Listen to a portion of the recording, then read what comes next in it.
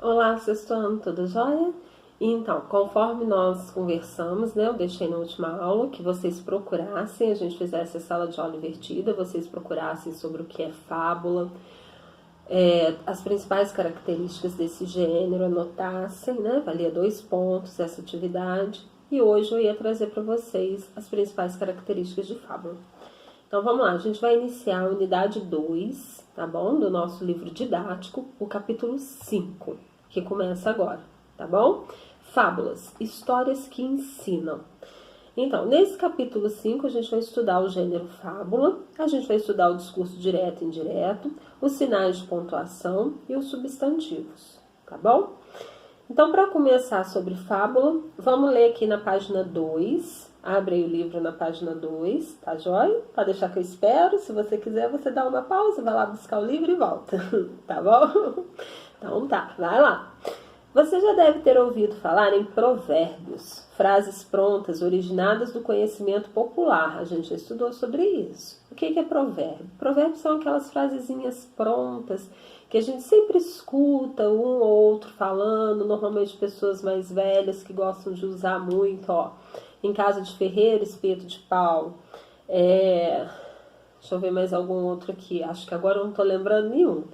Mas esses tipos de frase pronta que a gente já tem, que normalmente trazem um ensinamento, tá? E que são muito ditas, muito faladas. Transmitidas de boca em boca e que tem como finalidade lançar um ensinamento sobre a vida cotidiana das pessoas. Como, por exemplo, essa casa de espeto ferreiro de pau. O que isso quer dizer? Casa de ferreiro, espeto de pau. A tia confundiu, viu? Então vamos lá. O ferreiro é aquele que vai fazer ferro, mas na casa dele ele acaba utilizando o quê? Um espeto de pau. Por quê? Porque ele nunca dá conta de fazer um espeto de ferro para ele. Ele nunca dá conta de conseguir fazer coisas boas para ele. Apesar dele trabalhar com aquilo, daquilo ser uma atividade dele lucrativa, para ele mesmo ele nunca faz. Entendeu? Então isso a gente pode trazer em vários sentidos da nossa vida. Como, por exemplo, você pode ensinar muito o seu amigo a jogar futebol ou a fazer alguma atividade, mas você mesmo não joga, você mesmo não faz, você mesmo não pratica, tá vendo? Então esse é o problema. Às vezes a gente dá uma dica para uma pessoa para que ela faça alguma coisa, mas a gente mesmo não faz. Essa é a moral desse provérbio, entendeu? Casa de ferreiro, espeto de pau. É isso que ele quer dizer. E normalmente as fábulas utilizam muito desses provérbios, porque elas trazem ensinamentos, tá? Assim como os provérbios, as fábulas acabam ajudando a criar explicações sobre diferentes aspectos de fatos diários e naturais, como fenômenos da natureza, relação entre as pessoas e do homem com a natureza, entre outros temas. São vários temas que a fábula vai trazer. E cada um desses temas está relacionado a alguma outra coisa. A mesma coisa é o provérbio. Cada um provérbio está relacionado a um tema que traz um determinado ensinamento, tá bom? Aí a gente vai para a página 3, e na página 3 está falando, ó, a fábula é uma narrativa curta, em linguagem simples, que tem como personagens animais com comportamentos humanos. Ó, isso é muito importante. Então vamos lá, narrativa curta, linguagem simples, personagens animais com comportamento humano, tá? Só aí já temos 3 características, ó. O comportamento dos animais representam os defeitos, as qualidades e os vícios dos seres humanos. Então é como se os animais se comportassem iguaizinho a gente. E através dos animais nós vamos ver os nossos vícios, os nossos defeitos e as nossas qualidades também, tá? Os acontecimentos se dão em um tempo indeterminado e o narrador é observador, ou seja, a narrativa é feita em terceira pessoa. Então vamos lá, tempo indeterminado. O que isso quer dizer? Quer dizer que não tem um tempo específico. Não aconteceu, por exemplo, em janeiro de 2019. Não. Acontece a todo momento. Às vezes nós temos fábulas que são de séculos para trás, entendeu? E que até hoje estão presentes na nossa vida. entendeu? Ainda fazem parte do nosso cotidiano, ainda faz parte de algum defeito, de alguma qualidade que a gente ainda tenha, entendeu? Então, por isso que nós não temos um tempo determinado. Esse tempo pode ser gigante, tá? Ou pode ser pequeno também. E o que quer dizer o narrador observador? O narrador observador é alguém que vai contar a história, mas que não participa da história. Ele conta porque ele está olhando, ele está vendo tudo, mas nem sempre ele está participando, tá bom? Então, por isso que é narrador observador, que conta em terceira pessoa. Terceira pessoa é o quê, gente? Qual que é a primeira pessoa? Ó, eu, tu, ele, nós, vós, eles. Então, qual que é a terceira pessoa? Eu, tu, ele. Pode ser a terceira pessoa do singular, que é ele, como pode ser a terceira pessoa do plural, que é eles, ok? Então, vamos lá.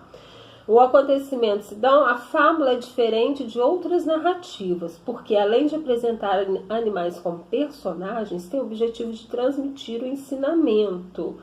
Ó, é uma narrativa. O que é uma narrativa? É alguém que está contando algo, está narrando algo. Então, narrativa é assim, não é um narrador observador, ele narra algo, ele conta algo, tá? E ele apresenta os animais como personagens, sempre tem um ensinamento, tá bom? Então, é uma narrativa que vai ter um ensinamento. Que geralmente aparece ao final do texto, como a moral da história. Então, esse ensinamento ele vai aparecer quase sempre no finalzinho do texto. Vai ter lá, moral da história, aí vai vir um ensinamento, tá bom? Que vai ser transmitido. E aí, muitas vezes, esse ensinamento pode ser justamente um provérbio, tá? Aquilo que eu falei lá no início do vídeo. Por ser um gênero contado oralmente, é comum que as fábulas tenham muitas versões. A mesma história costuma apresentar vários estilos. Então vamos lá, por que a fábula é um gênero contado oralmente? Pelo seguinte, a fábula, às vezes, como que eu vou dizer para vocês? Ela nasceu da oralidade, de contar uma história. Foi aí que foi surgindo.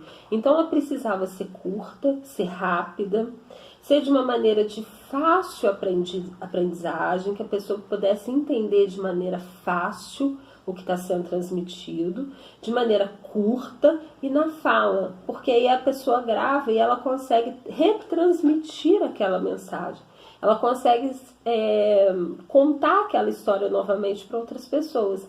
E assim a fábula vai passando de geração em geração e vai levando esse conhecimento, transmitindo essa moral, né? Transmitindo esse conhecimento que ela passa, tá joia? Então aí vocês vão poder fazer atividades do capítulo da página 2, da página 3, da página 4. Na página 4 está falando de Jean La Fontaine. Quem é Jean La Fontaine? Ele escreveu o livro de fábulas, considerado uma obra-prima. As fábulas foram escritas em versos e fazem crítica à sociedade do século XVII. Crítica à sociedade, crítica ao modo, à maneira com que as pessoas viviam naquela época. Ele faz uma crítica a isso, tá bom? Aí aqui embaixo nós temos o texto lido, é uma narrativa. O que é uma narrativa? Conta uma história, tá? Tem o narrador, o personagem, o tempo e espaço. Nós temos o narrador observador, que é aquele em terceira pessoa, que não participa da ação.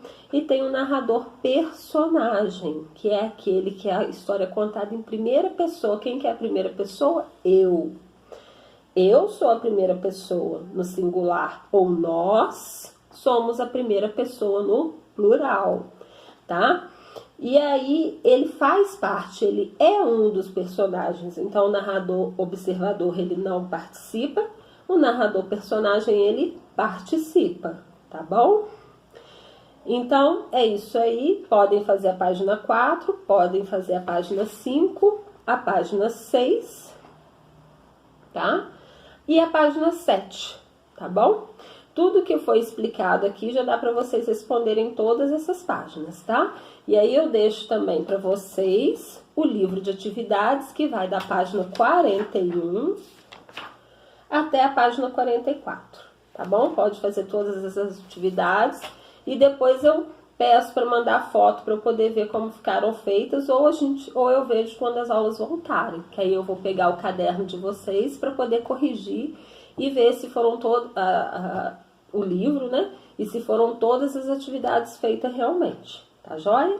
Um beijo e até o próximo vídeo.